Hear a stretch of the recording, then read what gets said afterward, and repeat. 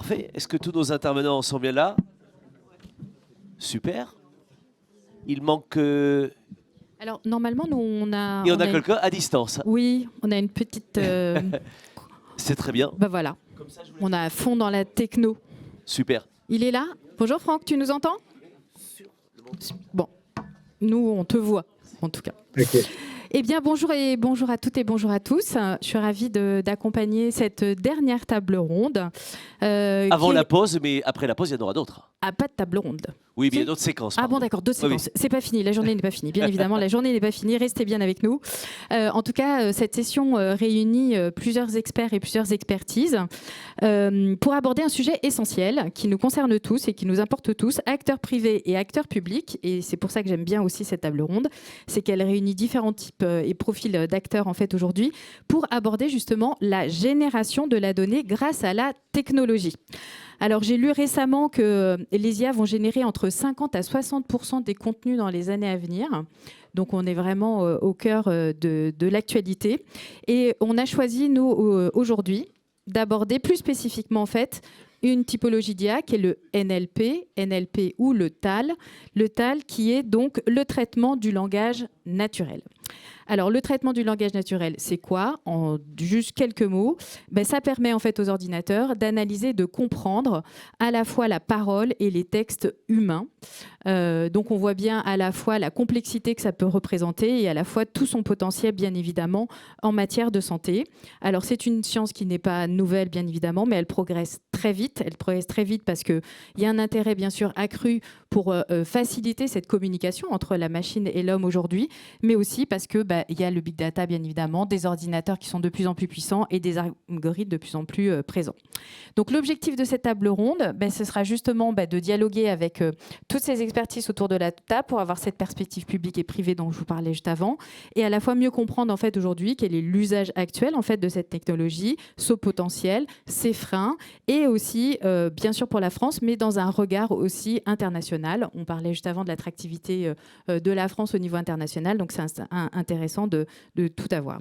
Et donc, on a Franck qui est en ligne. Franck, tu nous entends? Je ne sais toujours pas si tu nous entends. Bien, tu nous fais des coucou. Super, parfait. Ouais, nous on t'entend. C'est très bien. Voilà. Alors, pour commencer et set the scene, comme on a l'habitude de dire, j'aimerais commencer avec vous, Vincent. Vincent, vous êtes le CEO de Collective Thinking et j'aimerais du coup que vous puissiez nous poser le décor, comme on dit, et nous expliquer aujourd'hui quel est l'usage actuel et réel, en fait, si on peut se permettre, du traitement automatisé du langage en France et aussi quelle pourrait être, selon vous, la réalité de ce potentiel, en fait, aujourd'hui, en termes d'usage. Merci. Très bien, donc une question un petit peu technique du coup effectivement sur ce qu'on peut faire. Déjà ravi, en tout cas merci pour l'organisation de cette très belle journée. Globalement, ce qu'il faut comprendre, c'est qu'on va avoir tout un panel d'IA, d'algorithmes qui vont permettre de faire en fait les traitements. Il n'y a pas juste une IA un petit peu magique qui va tout faire. Si on veut être un tout petit peu précis, on va avoir par exemple, on a utilisé pour le CFAR et la HAS du coup une IA qui est dédiée qui va faire des apprentissages non supervisés pour identifier par elle-même des événements indésirables dans tout un ensemble de données. Donc là, on est vraiment sur le panel vraiment assez extrême où on ne dit rien en fait à nos IA et nos IA vont identifier par elles-mêmes des événements indésirables et ensuite elles vont générer de la donnée. Donc voilà, sur des dizaines de milliers de données, elles vont dire ok, tel patient avait tel événement indésirable, donc une erreur médicamenteuse, un retard transfusionnel, etc. Voilà, donc ça c'est vraiment le panel du coup laisse vraiment les choses faire. Il y a ensuite des panels un petit peu, des types d'IA qui sont un peu plus supervisés, hein, c'est ce qu'on appelle les apprentissages supervisés. Et donc là, on a différentes IA qu'on va former à partir de données où on sait quelles sont les pathologies que les patients ont déjà eues. Donc là, on va vraiment les former de manière supervisée à identifier tout un ensemble de diagnostics ou d'actes dans les données. Et donc ça marche très bien quand on a beaucoup de données. Voilà. Donc dès qu'on a des pathologies un peu rares, c'est compliqué. Et ensuite, on va avoir des algorithmes qui sont beaucoup plus manuels et qui vont du coup être un peu à l'interface entre ces deux, où on va avoir à la fois une partie apprenante qui va faire des pré-traitements, qui va identifier tout un ensemble d'antécédents, de négations, etc. Mais à la fin, on va positionner en fait des règles, c'est-à-dire qu'on va dire voilà, on veut vraiment très précisément ceux qui ont tel biomarqueur, voilà un KRAS G12C ou tel et tel élément. On n'a pas besoin de former une IA à identifier un KRAS G12C. Il suffit, voilà, ça c'est une suite extrêmement simple. Et donc là, on va pouvoir aller plus loin du coup sur ces éléments-là. Donc en fait, c'est vraiment quelques illustrations, il y en a d'autres bien sûr, mais qui en fait sont un panel de technologies d'IA et de NLP, de systèmes apprenants ou de systèmes experts, qui vont intervenir sur ces différentes structurations de données. Voilà. Et une question qui touchait à cœur, je crois, Marco, quand on avait préparé, on voulait savoir en fait quel était l'usage plus d'un point de vue géographique. Parce que du coup, vous travaillez forcément, on parle de données, donc vous êtes obligé de travailler avec des entrepôts de données pour avoir de la donnée. Et du coup, est-ce que vous pensez que c'est quelque chose qui est assez, enfin, ça se déploie assez naturellement, ça se fait très spontanément ou pas Alors, donc effectivement, la dimension géographique est essentielle évidemment en recherche, sur la représentativité notamment. Et donc effectivement, on a, alors je sais pas, voilà, en fait, il y a effectivement, nous chez OSPI, alors c'est vrai que Collective Thinking, maintenant on s'appelle du coup OSPI, on a grandi un petit peu, on a 1100 établissements de santé aujourd'hui, et donc on a du coup un petit peu cette représentativité géographique. Voilà, ça c'est un point important. Mais du coup, on va avoir une nécessité. En fait, il y a quand même dans ces centres, en fait, des centres qui ne vont pas forcément vouloir participer au projet de recherche. Donc, chaque étude nécessite de contacter les centres encore, de les convaincre de participer à ces projets. Et donc, on se retrouve toujours, effectivement, projet par projet, avec des zones géographiques qui vont être peut-être moins d'ailleurs technologiques que d'autres, moins prêtes que d'autres. Il y a aussi la ruralité, etc. Quelques petits stéréotypes qui, malheureusement, peuvent se constater. Mais globalement, voilà, on a quand même une très, très bonne numérisation, digitalisation en France. Nous, on avait essayé de se développer en Allemagne, on avait moins de digitalisation, et donc globalement, cette question territoriale, géographique n'est plus trop un sujet, je pense, aujourd'hui. Voilà, ça c'est plutôt une bonne nouvelle. Merci. Romain, j'ai vu que tu as pris le micro. Oui, je voulais ajouter un petit élément, donc Romain Casavant m'exprime. C'est très lié au niveau de maturité des établissements avec la data. Et donc typiquement, nous, ce qu'on observe, c'est qu'on en est juste au niveau de la curation de la donnée ou de la completeness ou la mise en qualité de la donnée. Je prends un truc très simple, le TNM, de manière automatique, pas systématique. Et donc là, typiquement, on voit des usages d'IA dans cet aspect-là. Mais tant que les établissements sont à construire un entrepôt avec des use cases, un data model qui convient et qui va répondre à la question clinique avec toute la complexité de votre question clinique, critères d'inclusion, critères d'exclusion, on voit assez peu d'IA objectivement se mettre en place. On en est encore au développement de la structure et à la mise en qualité de la donnée. Les données, afin de pouvoir utiliser. Je me permets de rebondir. Oui, bien sûr. Je me permets de rebondir. Bonjour à tous. Merci et ravi d'être présent. Donc, Mickaël Pressigou, directeur technique et produit d'Adeline Science. Donc, Startup, donc je suis ravi d'avoir entendu qu'on allait être accueilli à bras ouverts par les partenaires, les laboratoires de la filière, c'est super. Oui, je rebondis sur ce qu'évoquait Romain, parce que ce qui est clé dans ce sujet, c'est vraiment de voir et d'avoir un discours de transparence sur quel est l'accès réel de la donnée. Parce que pour faire les entraînements de ces modèles-là, on parle de quantité de données énorme, soyons clairs. Et aujourd'hui, je crois qu'il y a eu certains discours de vérité qui ont été tenus aujourd'hui. Je crois qu'il faut se le dire. On a parlé de pionniers, c'est exactement le cas. On a des preuves de concept, on a des pionniers qui peuvent faire des choses, mais globalement, on n'y accède pas. C'est une réalité. On a des bases de données partout. On citait, et Stéphanie nous a fait un retour sur son rapport. C'est un discours de vérité aussi. On a des bases de données partout, mais on n'arrive pas aujourd'hui à y accéder. Alors on se rassure en disant oui, mais c'est pas grave, on n'a pas besoin de la quantité. La qualité des données suffit. On cherche des données research grade.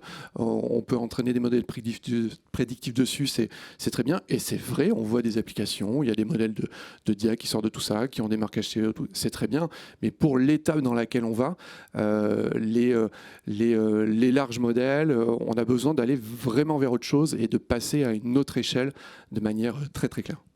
Je voudrais passer la parole à Franck, juste 2 secondes. Franck, oui. On ne t'oublie pas. Franck, on avait pas mal discuté en fait ensemble de tout ce qui était frein justement par rapport à cet usage, et notamment pour être dans une perspective un peu plus positive, quels seraient les leviers justement et d'un point de vue industriel et d'un point de vue public qui serait intéressant d'adresser collectivement? Oui, donc déjà, je m'excuse de ne pas être sur place avec vous. Je suis en plein conseil d'administration, donc je me suis échappé pour rejoindre cette table ronde. Peut-être déjà, pour revenir peut-être sur le point précédent, moi je trouve qu'il y a une difficulté qui est réelle, c'est quand on veut faire une étude, l'étude elle est généralement multicentrique, avec un réseau d'experts qui va être quasiment propre à chaque pathologie ou à chaque étude, parce qu'on va vouloir mobiliser les experts qui sont intéressés par le sujet de recherche. Et donc, on a un maillage pour chaque étude qui va être quasiment unique. Et on peut très difficilement se baser sur un réseau d'entrepôts de données de santé qui sont en cours de montage à des niveaux de maturité différents et avec des technologies différentes, des providers différents, etc. Et donc, moi, je crois beaucoup plus dans une approche où on va structurer les données de la même manière sur tous les centres, une approche beaucoup plus lean, entre guillemets, où on va essayer de centraliser les calculs dans le cloud, ou en tout cas avec un même provider, pour avoir un même niveau de qualité, une même homogénéité des données sur tous les centres, pour avoir quelque chose d'exploitable simplement. Sinon, en fait, on ne va jamais réussir à faire coordonner tous ces gens-là ensemble pour un projet donné. Ça, c'est le premier point. Sur la deuxième question qui est quels sont les freins, c'est ça, les freins et les freins, les leviers, du coup, en regard. Ouais, les leviers. En tout cas, moi, ce que je constate effectivement en pratique, c'est que, mais je pense que ça a déjà été dit, c'est que on est quand même au début de tout ça. Et quand on va voir les établissements avec un projet,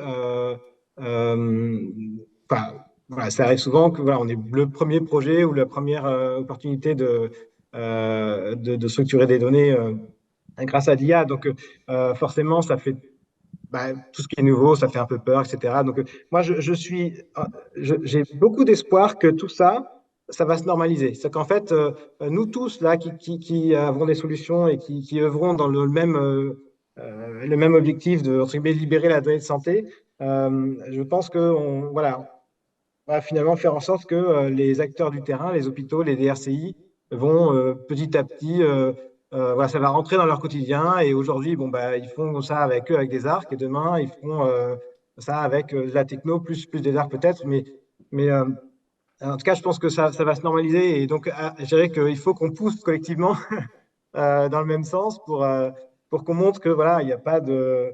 même si l'IA fait peur, ça reste une technologie comme une autre. Et il ne faut pas en avoir peur. Il faut au contraire la dompter et l'utiliser correctement à bon escient. Après, je dirais qu'il y a sur les freins et peut-être les espoirs qu'on peut avoir, les freins, il y a toujours des freins réglementaires parce que la France est ainsi faite. Mais pareil, là, je suis assez optimiste dans le sens où la CNIL, typiquement, essaye de faire une approche très terre à terre pour essayer de comprendre les cas d'usage, etc. Et je crois qu'il y a une concertation qui va être menée là bientôt pour créer des nouvelles méthodologies de référence. Donc voilà. Donc je pense qu'on est collectivement, acteurs publics, acteurs privés, tous engagés dans la même voie. Et donc si on travaille bien et de concert, ça devrait aller de mieux en mieux, j'espère. Tu es très optimiste, c'est le 31, on peut encore se souhaiter plein de beaux jolis vœux, c'est ce qu'on se disait, donc on va surfer sur cette dynamique positive et on va demander à Carole. Carole, vous êtes directrice en fait des partenariats au Health Data Hub. Quelle est justement l'ambition et les actions qui en découlent aujourd'hui dans votre feuille de route autour de cette technologie, de l'utilisation d'une manière générale de l'IA autour des données de santé? Alors peut-être déjà... Voilà, merci de l'invitation. Alors déjà peut-être effectivement je rejoins mes collègues et je pense que les conclusions aussi du rapport GMA qui mettent en évidence ces freins autour de l'accès aux données de santé et nous on est là justement au Health Data Hub pour essayer de faciliter l'accès aux données. Donc on n'y accède pas, je ne serais pas si catégorique, on y accède, c'est compliqué mais on essaie de réduire ces délais d'accès. Alors c'est vrai que les besoins d'accès aux données de santé ils sont très dépendants des finalités poursuivies. On peut, et en fonction effectivement des bases de données, de leur référencement, le consentement aux patients qui a été collecté ou pas et qui va impacter aussi ces délais d'accès. Nous, aujourd'hui, au Health Data Hub, on accompagne une centaine de projets. Donc, ça nous fait déjà un petit recul qui nous permet d'accompagner des projets qui vont venir juste avec leur base de données et qui vont venir nous voir parce qu'ils ont besoin de la plateforme technologique et ils ont besoin de traiter des gros volumes de données, d'imagerie, par exemple. D'autres vont venir avec des appareillements beaucoup plus complexes. On a des projets également multicentriques, fédérés. Donc, on voit que finalement, il ne faut pas opposer nécessairement effectivement tous les modèles. Certes, effectivement, d'avoir un modèle complètement centralisé avec des données standardisées, structurées, c'est une cible. Et je pense qu'on n'y est quand même pas encore parce qu'on ne peut pas non plus faire reposer la charge sur les médecins qui ont déjà assez à faire. Et c'est là où l'IA a une place majeure. Et nous, effectivement, au niveau du Health Data, on s'intéresse de près à ces sujets. Et peut-être pour rentrer un petit peu sur les sujets du traitement automatique du langage, évidemment, pouvoir travailler ces comptes rendus médicaux et puis pouvoir derrière structurer des bases de données qui permettront d'être enrichies au-delà de la base médico-administrative du SNDS, des cohortes et autres, c'est une perspective majeure qui n'entravera pas le travail des professionnels et qui viendra apporter de la richesse. Et donc nous, dans ce contexte-là, au sein du Health Data Hub, on anime un écosystème autour du traitement automatique du langage avec des experts, des hospitaliers, justement pour travailler sur ce sujet et également avancer autour des thématiques qui sont quand même connexes autour de l'IA générative qui vont être majeures et notamment à travers un appel à projet auquel on a convié un certain nombre d'acteurs, publics et privés, le projet Partage. Je ne sais pas si ça a été évoqué peut-être ce matin, très rapidement. En tout cas, ce projet Partage, il a pour ambition de construire des communs numériques autour de l'IA en santé et notamment du traitement automatique du langage. Donc on embarque des hospitaliers, on embarque des académiques, des experts pour constituer un pool d'un certain nombre de briques qui vont permettre de répondre à les questions de pseudonymisation des comptes rendus qui sont quand même au cœur du sujet du traitement automatique du langage, des sujets de codification automatique, comment on peut aussi accompagner des médecins demain avec un compte rendu médical, avec un résumé à la fin, ce que vous avez à la fin des comptes rendus radiologiques par exemple. Donc il y a un tas d'applications qu'on aimerait travailler si on est sélectionné à travers cet appel à projet pour pouvoir fournir à l'écosystème ces briques open source qui permettront d'accélérer sur l'usage de cette IA. Je crois qu'avec Vincent, vous aviez un projet, non ? Enfin, je me permets du coup de reprendre ça, mais c'était un projet que vous avez en commun. C'est bien que vous puissiez aussi en parler parce que c'est très concret du coup. Donc effectivement, d'ailleurs, merci effectivement au Health Data Hub, du coup de nous avoir retenus. Donc c'est un projet d'intelligence artificielle sur données de vie réelle avec 3 IA dédiés au parcours de soins. C'est un projet qui s'appelle AppSoren sur des réseaux neuronaux artificiels et qui effectivement sont assez illustrants. C'est-à-dire que quand on regarde en fait la force de ces IA très très concrètement sur ce projet, on a été capable en 8 heures de générer les variables de la recherche sur 2 millions de documents. Voilà, 8 heures, 2 millions de documents. Donc on s'est amusé en fait à calculer le temps que ça aurait pris humainement de générer ces variables de recherche. On aurait pris 108 ans. Voilà. Donc 108 ans, 8 heures. Voilà. Donc il y a une capacité en fait à du coup analyser forcément, à répondre beaucoup plus précisément à la science en fait. Voilà. Donc cette question qui nous préoccupe tous de la science en fait, quand on a beaucoup de données, et bien forcément on va aller beaucoup plus précisément dans l'estimation de nos différentes variables, dans la compréhension des différents problèmes, dans cette fameuse médecine personnalisée aussi, on va aller beaucoup plus précisément comprendre ces patients. Donc ça c'est vrai que c'est un très très beau projet. Voilà, qu'on fait effectivement ensemble. Et aussi, ce qui est intéressant, je trouve, dans ce projet, c'est que ça, c'est un petit peu comment on fait mieux ce qu'on pouvait quasiment faire avant. C'est-à-dire qu'on aurait pu recruter 100 personnes et le faire. Techniquement, ça aurait été possible. Mais il y a en plus, et ce projet en illustration, des types d'analyses qu'on ne pouvait pas faire avant, en fait, même sur les parcours de soins, sur des types de rapprochements, sur des types d'analyses, donc où les IA vont directement se greffer sur la totalité des données, textuelles, structurées, pour comprendre et faire émerger des spécificités des patients et aller vers cette médecine prédictive aussi et préventive. Donc voilà, donc il y a vraiment aussi ce nouvel horizon. C'est pas que générer de la donnée, c'est aussi faire des choses qu'on ne pouvait pas faire avant. Voilà, ça c'est important de le comprendre. Très bien, merci. Michael, vous avez parlé de l'accès aux données et aux grandes masses de données, très clairement. Et du coup, on en a un tout petit peu parlé aujourd'hui, mais on peut revenir dessus. Qui dit accès dit valorisation. Je crois que votre société à mission est au cœur justement de cette facilitation de la valorisation et du partage de la donnée.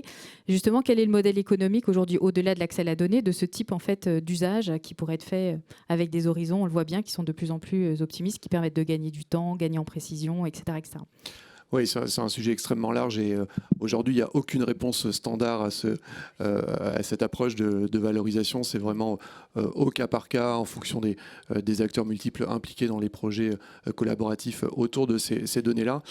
Mais nous, la manière dont on aborde ce sujet, même avant de penser à la valorisation, et je rebondis sur un point que mentionnait Franck, qui fait vraiment écho à ce qu'on essaye de faire.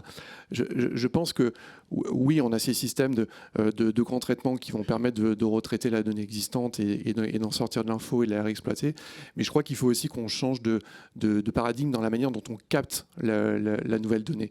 Et c'est vrai qu'aujourd'hui, si vous regardez ce qui se passe, alors nous, on bosse pour les labos de recherche principalement, mais tout est extrêmement siloté, segmenté.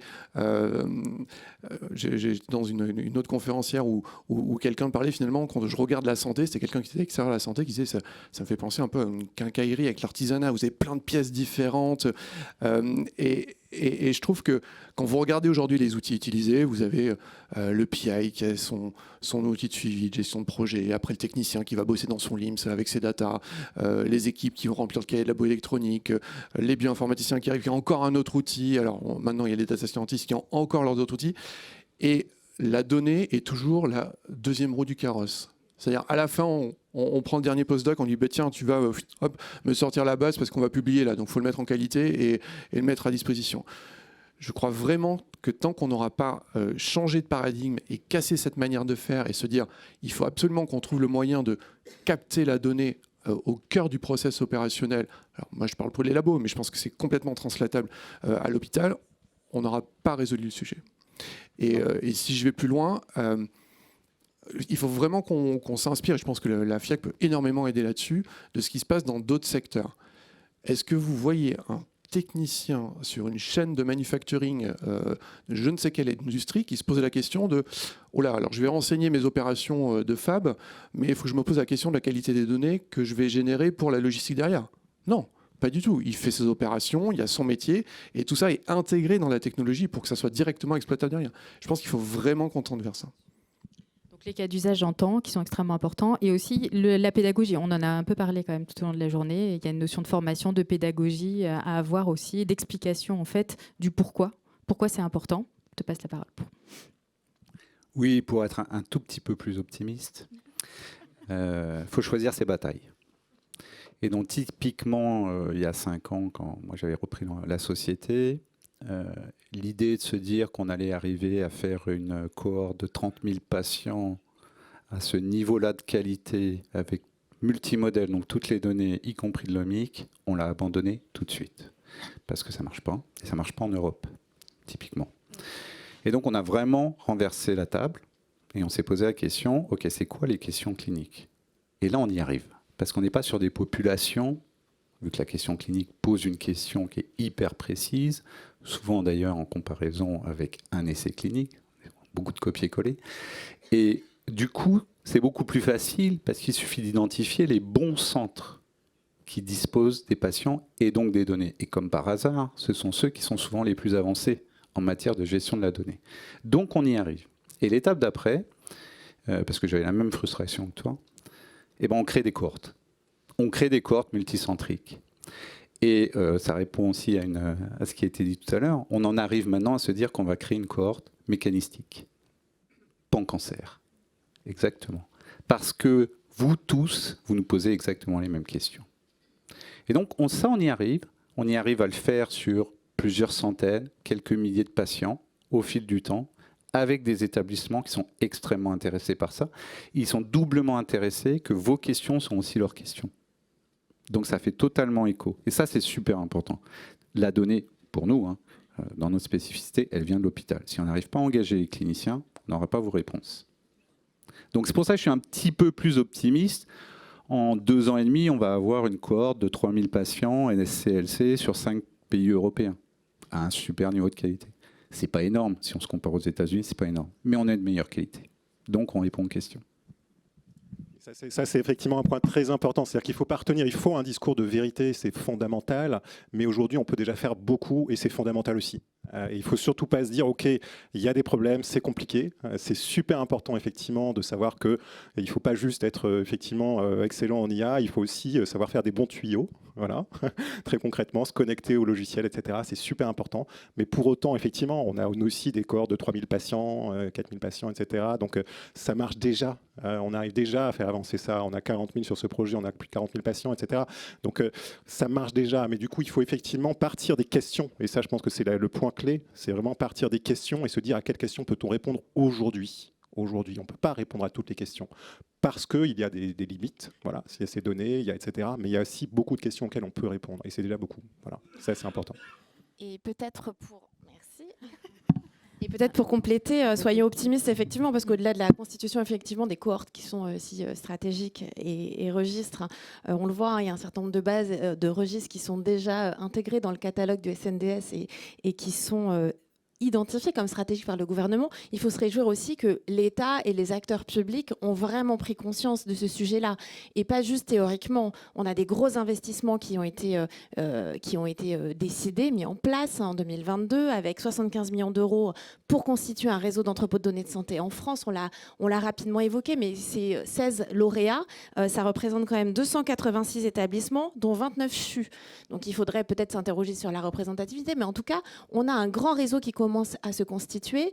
On a des échanges très très riches qui se mettent en place. On le voit à la dernière réunion de la stratégie d'accélération santé numérique. On sent que ça fourmille, que ça bouge aussi in situ. Donc tout le monde se met un peu en ordre de marche.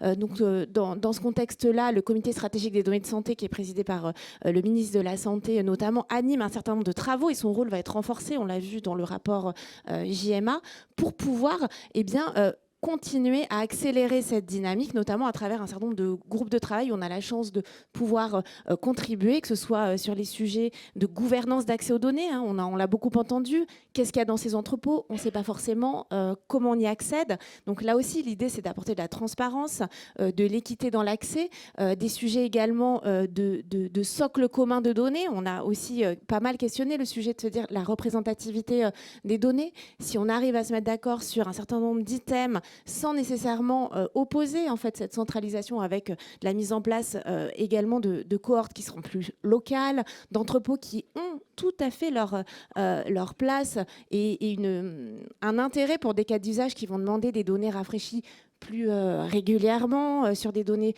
plus précises. Donc il y a vraiment tous ces travaux où on essaye encore un peu, c'est pas tout à fait sec, de trouver le bon équilibre pour qu'on puisse répondre à toutes ces questions de recherche. Et bien sûr, le nerf de la guerre, le financement. Alors, on sait que ce sera très très structuré avec les règlements qui sont en cours et en discussion, mais je pense que c'est un sujet sur lequel la France pousse vraiment ce sujet, et justement la DNS en parlait. La position de la France, c'est de se dire on ne peut pas se permettre d'avoir un financement uniquement pour la mise à disposition de données. On en est où sur les coûts finalement de structuration, de mise en qualité, d'expertise? Alors évidemment, on ne sait pas ce que seront finalement la fin des négociations, mais l'idée, c'est vraiment aussi de pousser pour pouvoir accompagner ça, et accompagner ça d'un financement pérenne, en tout cas pour les établissements publics, pour pouvoir assurer que cette structuration autour de ces sujets elle puisse être pérenne. Oui, et je me permets de refaire écho au point qu'a mentionné Corinne. Il y a le financement, bien évidemment, de l'accès à la donnée santé, mais il y a aussi la reconnaissance en fait comme valeur de preuve pour accompagner les innovations thérapeutiques, technologiques ou numériques en fait aujourd'hui auprès du régulateur payeur. Et là, pour le coup, on a aussi ce travail en commun à faire pour que dans nos cas d'usage, on s'assure que dès le début, ils sont mobilisés en tout cas, et qu'on avance avec eux, parce que pour l'instant, on a fait beaucoup de tests, mais pour l'instant, voilà, même si on reste très optimiste et on continue à faire des tests, à les déposer. Mais quand même, c'est un sujet important. Franck, est-ce que tu voulais commenter cette partie? Non, peut-être revenir sur ce que tu disais. Pareil, moi, je suis assez optimiste dans le sens où la HAS est très ouverte à utiliser des bases de données. Donc, entre guillemets, ils attendent les fournisseurs de bases de données à bras ouverts, à nous de faire la preuve que nos données sont de qualité. Et je pense qu'après, ils ont des niveaux d'exigence qui sont élevés, c'est normal. Mais en tout cas, je pense qu'ils sont tout à fait ouverts à la démarche. Donc, il ne tient qu'à nous, pareil, collectivement, de montrer qu'on arrive à résoudre les problèmes. Je te sens très, très optimiste. Ça fait plaisir. Tout le monde a souri quand tu disais que la HAS avait les bras ouverts. Mais bon, nous, on a très envie que ce soit ça. Après, il faut reconnaître que Il faut reconnaître qu'il y a un dialogue, bien évidemment, et puis il y a des travaux qui sont mis en place, notamment avec l'Agence Innovation Santé. Je ne sais pas si Camille non, ils sont repartis, mais en tout cas, bien évidemment, il y a ce travail de main dans la main avec eux qui fait que, voilà, on sent bien qu'il y a cette mobilisation aussi des pouvoirs publics. Et en tout cas, le diagnostic est posé et partagé, on est bien d'accord et on sait qu'on doit avancer ensemble sur ce sujet. Du coup, il nous reste 6 minutes, on est bien. Hein. On avait une dernière question collective qui était ce que vous attendiez justement, vous, tu voulais rajouter quelque chose avant la dernière question, Romain ? Vous n'avez pas parlé d'international ? Si, on avait parlé d'international. Vas-y, Allez, positionnement vite fait. de la France versus l'international. Mais tu l'as dit un tout petit peu avant, mais tu peux le redire encore. Mieux. Oui, donc en Europe, on doit être leader. Je le dis mieux. En Europe, on doit être leader. On a tout ce qu'il faut. On a les données, on a les médecins, on a tout l'écosystème. Ce serait dommage de passer à côté. Effectivement, l'Espagne est plus avancée parfois parce que plus ouverte d'esprit. C'est tout simple, ils sont plus collaboratifs. Hein, voilà, c'est la règle de base. Mais on est carrément en avance par rapport à l'Allemagne. On est vraiment en avance par rapport à l'Italie. Et l'Angleterre, parfois ça va très vite, parfois ça va moins vite, etc. etc. Ça, c'est vraiment important, parce qu'aujourd'hui, la vraie question, c'est que l'Europe est sous-représentée, parce qu'on n'offre pas assez d'opportunités de sourcing. Donc si la France arrive à rattraper ou à dépasser l'Espagne ou se mettre en branle, excusez-moi, peut-être pas le bon terme, se mettre en position d'avancée, on va générer en France de nouvelles capacités de sourcing. Et on sait exactement ce qu'il faut sourcer. La question n'est pas là. Et aujourd'hui, là, j'opère très exactement maintenant un sourcing mondial, donc États-Unis, EU5 et APAC, avec un focus sur le Japon et la Corée. On n'a vraiment pas à rougir. Mais le niveau de structuration des données d'un pays à l'autre, ce n'est pas du tout le même. Donc le travail qu'on doit faire derrière n'a rien à voir. Ça ne nous empêche pas de comprendre la question et d'aller trouver les patients. Ce que je veux dire par là, c'est qu'il faut absolument pousser sur cette politique. On ne parle pas de milliards. Hein. Franchement, on ne parle pas de milliards. On peut être beaucoup plus focus. Cancer du poumon, cause nationale. Vous allez voir, vous allez avoir des entrepôts très bien fournis en cancer du poumon, cause nationale. Et ça va fonctionner et ça va se dupliquer. Je prends l'Institut Curie avec son IHU des cancers de la femme. Il y a un truc formidable à faire. Unicancer est notre partenaire, donc on travaille avec 15 centres de lutte contre le cancer. C'est juste formidable le potentiel que l'on a. Mais il faut savoir exposer les données, il faut être proactif et collaboratif. Ce n'est pas toujours le cas en France. Voilà, j'envoie le petit message. Non, merci beaucoup. Ça fait tout à fait c'est un très beau chantier qu'on peut partager avec la FIAC, du coup, sur des pistes d'idées pour le futur.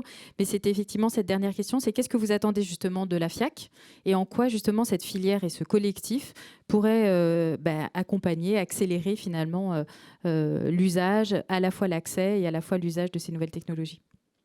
Tu l'as dit, hein, toi déjà, sur une partie. Mais... Oui, alors nous, on n'est pas du tout SNDS, donc on n'était pas trop dans les use cases, mais là, maintenant, il y a des use cases auxquels on essaye de répondre collectivement, de sourcing de données un peu complexes ou de données agrégées, parce qu'une fois qu'on sait sourcer dans un hôpital, on sait aussi faire des données agrégées. Et ça, c'est une vraie piste. La donnée agrégée, typiquement, qui pourrait répondre. Et en fait, on a besoin de vos use cases pour travailler, pour discuter avec les établissements hospitaliers, parce que ça marche comme ça, en vrai.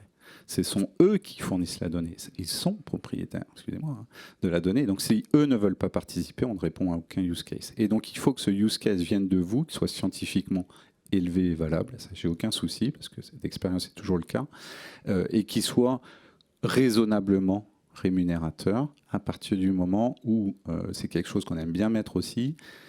Tous les établissements qui participent peuvent partager pour des besoins académiques et donc de rédaction de papiers scientifiques les données qui seront collectées, même si l'initiative est faite par le labo pharma. Ça, c'est vraiment important pour les établissements. Ça démultiplie, ça ouvre les esprits.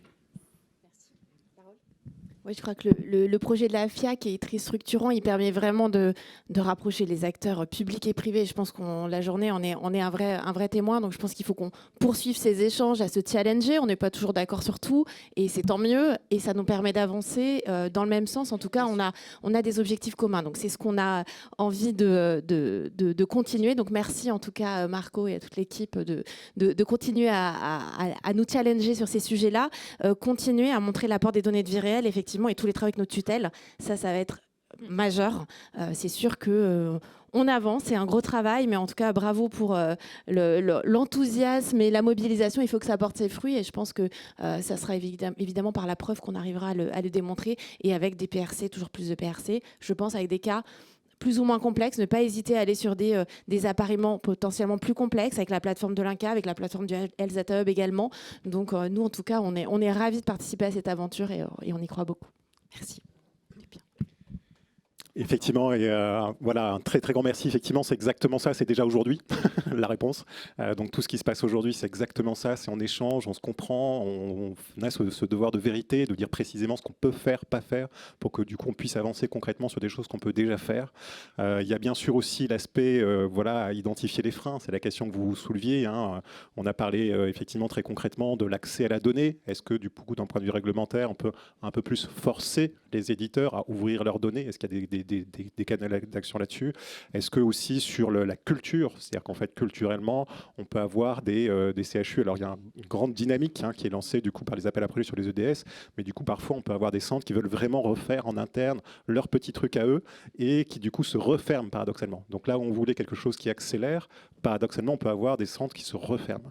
Et donc du coup c'est comment culturellement effectivement l'ensemble des acteurs publics, semi-publics ouvrent vraiment en fait, voilà, et cherchent aussi, donc partenariat avec les industriels, partenariat aussi avec les autres acteurs. Donc ça, c'est clairement un frein. Et donc voilà, si on peut continuer comme ça, c'est juste parfait. Merci. Voilà, un grand merci. Michael. C'est intimidant. On a le compteur Ouais. plus la tête de Franck. Franck, tu vas avoir une seconde, mais tu as un mot fort, je crois, depuis tout à l'heure. Hyper rapidement, on a vu toutes les discussions de ce matin. On a pas mal parlé du côté contractualisation aussi et délai de contractualisation. Ce qu'on vit, c'est que chaque acteur va aller contractualiser avec chacun des centres. Et ça, c'est complexe. Mais c'est aussi complexe pour le centre, qui voit tous ces acteurs qui arrivent et qui doit contractualiser avec chacun. Une idée, peut-être, pour la FIAC, un cadre de contractualisation standard, commun, dans lequel on pourrait s'insérer et accélérer les choses? Peut-être. Que de projets. Franck, un mot de la fin? Optimiste ouais, tout et a été dit, heureux. Toujours optimiste. En fait, c'est le début de la route, donc il y a tout à écrire ensemble. Et je pense qu'évidemment, la FIAC a un rôle essentiel à jouer déjà pour donner des occasions de travailler sur des projets concrets, parce que c'est ça qui est le nerf de la guerre.